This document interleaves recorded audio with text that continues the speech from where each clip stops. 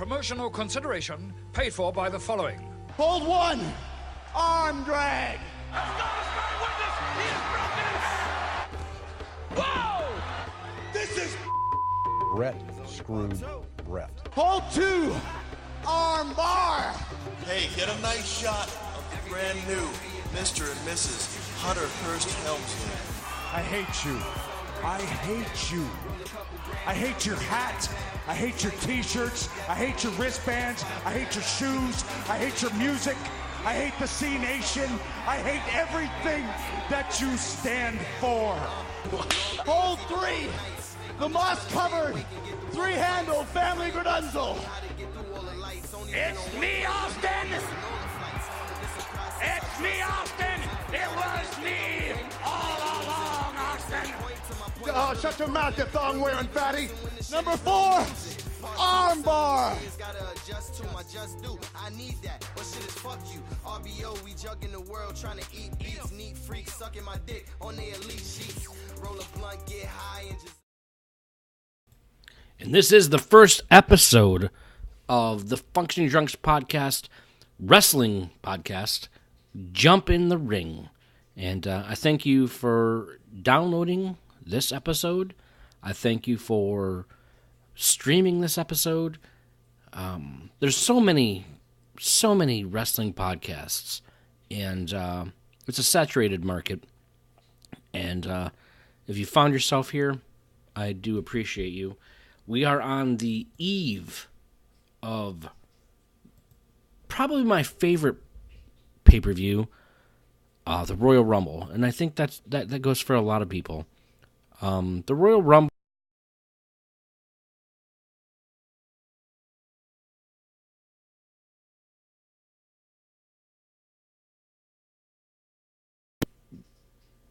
with WrestleMania, the card is pretty much set. You know what the main event is, you know what the undercard is, and all that. With the Royal Rumble, you don't know who's coming out when. You don't, and really, it's not as predictable as most of the other pay-per-views.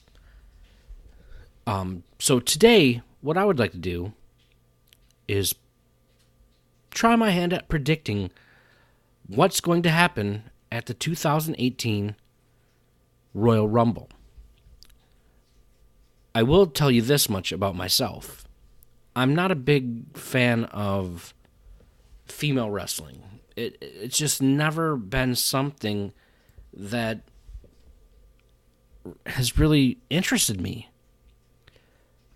So the female Royal Rumble, I'll watch it, obviously, but I have really no interest in it. With that said, here are my predictions for the female Royal Rumble. I believe that Ronda Rousey will appear, and I'm predicting that she'll enter at number 23. Number 23. I believe that the match itself will come down to Becky Lynch and Asuka. And I'm probably pronouncing it wrong. I always pronounce names wrong. I'm horrible with names. Sometimes I call my oldest daughter my youngest daughter's name, and my youngest daughter the oldest name. It's just what it is. But I do believe that it'll come down to Lynch and Asuka. And I think Lynch, somehow, with the help of Zayn and Owens, will end up winning the Royal Rumble. The female Royal Rumble. And let me just say this. I think Becky Lynch in the year 2018 will skyrocket in popularity. I really feel like this is the year for her. Now, let's move on to the men's Royal Rumble. So what I'm going to do, I'm not going to sit here and predict every entry. So what I'm going to do is I'm going to predict the first entry, the 15th entry, and the 30th entry. and I'll also give you a bonus entry. All right, so the 2018 Men's Royal Rumble will start with The Miz entering at number 1. I do believe that this year The Miz will finish in the top 5 of the Royal Rumble, and this will be a performance that will be talked about, you know, in the annals of the Royal Rumble history, such as the Rey Mysterio performance, the Shawn Michaels performance, and the Ric Flair performance. This is the performance that will catapult The Miz into the next echelon, as they say. Now, it's interesting. We shouldn't be surprised that The Miz is still around. He was positioned, 7, 8 years ago, as one of the main dudes. He's been a world champion, and for some reason, no one remembers that. I think this is the year that he jumps back into that fold. Now, personally, I'm not a huge Miz fan. I liked him on the Real World. I mean, but as a wrestler, I just don't buy it. He just doesn't come off as a very intimidating dude. Number 15, the 15th entry of the Royal Rumble this year will be Elias. Write that down.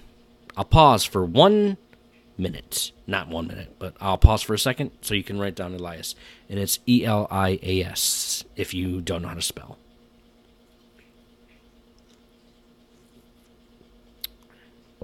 In the number 30 entry,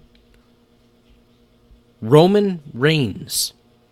Yes, that cherry-picking motherfucker will enter the Royal Rumble at number 30.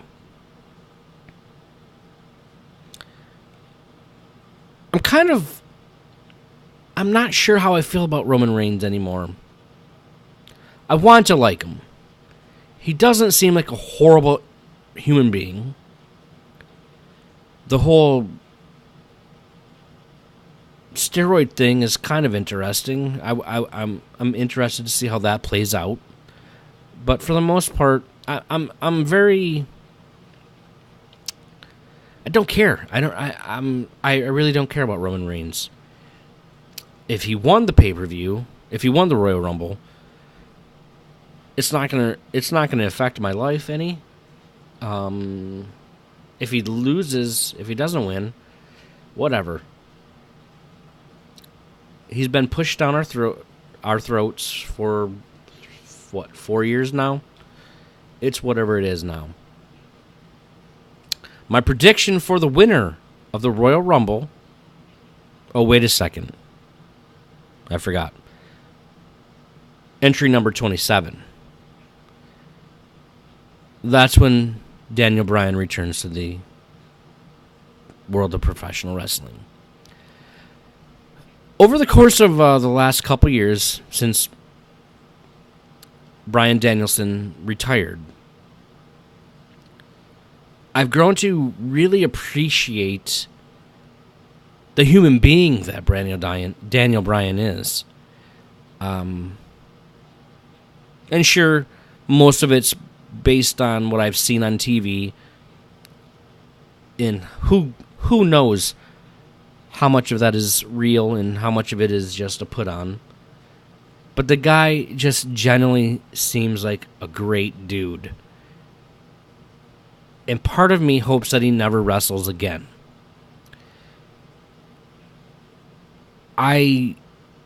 Speaking from experience,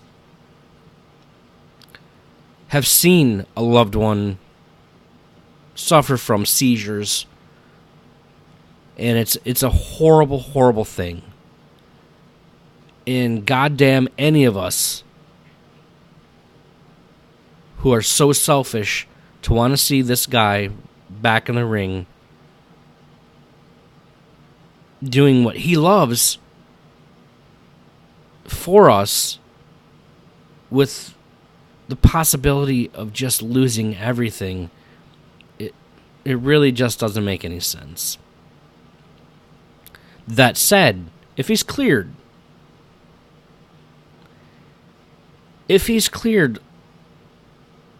legitimately,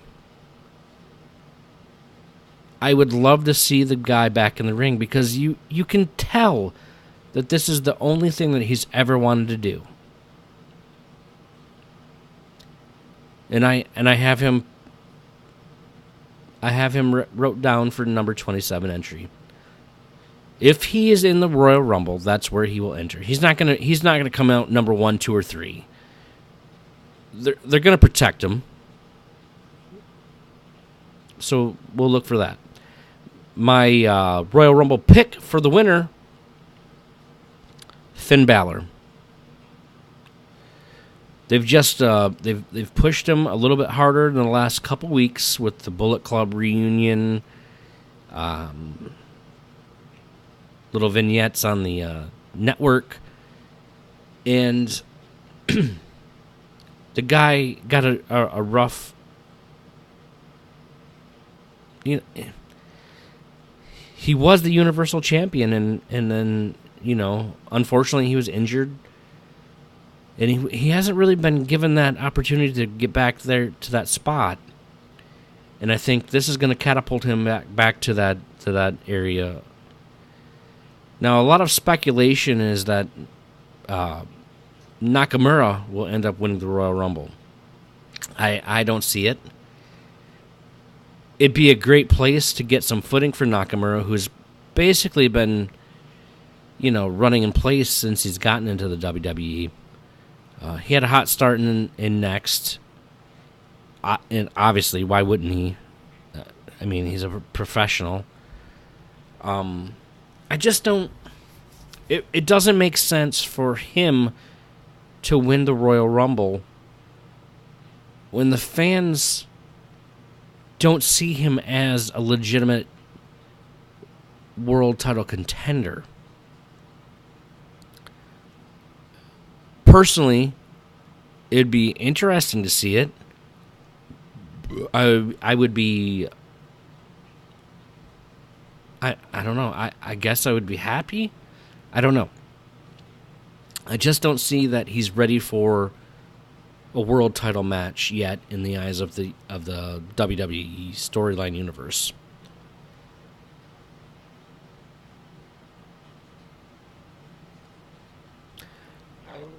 Moving on to some other stuff. Network news. The network will be dropping about 30 hours of Coliseum home video sometime in February. Now, this is going to be pretty cool. I'm wondering if they'll drop it actually maybe after the Royal Rumble, the Monday after the Rumble. It seems like that would be a good time to drop it based on the free accounts, the free loaders for the Rumble, and maybe keep them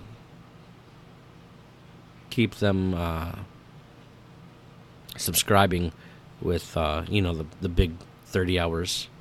I don't know. I wonder, I remember back in the day, I'm 40 years old, and my wrestling fandom began based on VCR tapes. We didn't have cable television. We didn't have, obviously, we didn't have the network. Once in a while, we would spend the weekend at my aunt and uncle's house, and my uncle had one of those big-ass satellite dishes, and he would pull in wrestling from all over, usually AWA. We'd get some NWA. We'd get the weekend World Wrestling Federation shows. I think I kind of remember once in a while a Japanese show showing up on the satellite dish. But for the most part, my wrestling fandom existed within the VHS, going to the video store, the Blockbusters or whatever, and renting movies, wrestling movies, and a lot of them were Coliseum home videos, Hulkamania 1, 2, and 3, and that kind of stuff. So that's kind of cool.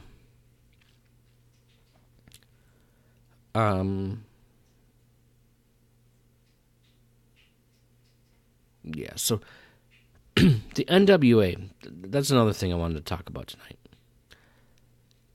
I'm really digging the storylines that the NWA has been doing lately, the Corrigan NWA. I really want to enjoy the product as a whole. The booking has been very well done. Though I do think throwing the empty arena match into the deal so early was kind of a bad idea. I think it's shooting your load way too soon, because you're obviously not at the peak of where you want your product to be, and that's something that should have been kept in your back pocket for the right time. I understand trying to get some publicity, some eyes that aren't normally watching, but it just seems like that's kind of a hot shot deal. That said, it's a ballsy move, and I appreciate that. Here's the thing I have. Here's the problems I have with it. With the NWA as a whole right now. Tim Storm as a champion was laughable. He doesn't look like a champion.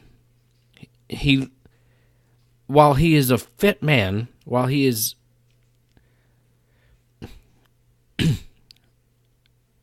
he looks old. And if you're trying to bring in business, that's not the guy that you want to put the strap on. It's just not believable that this guy is beating all these younger guys. In the same respect, Josephus, his arch enemy right now, this is the biggest feud, is a horrible worker and makes Tim Storm look like Kurt Angle. I really, really want to love Josephus. But his work rate, it's bad. Mike-wise, great. Perfect for WWE, I think, actually.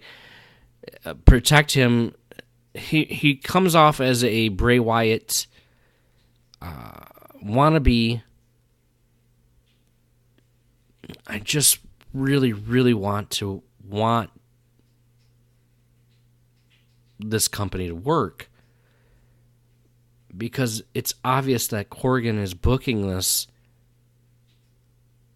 with so much heart and love, and it's too bad that they can't see outside of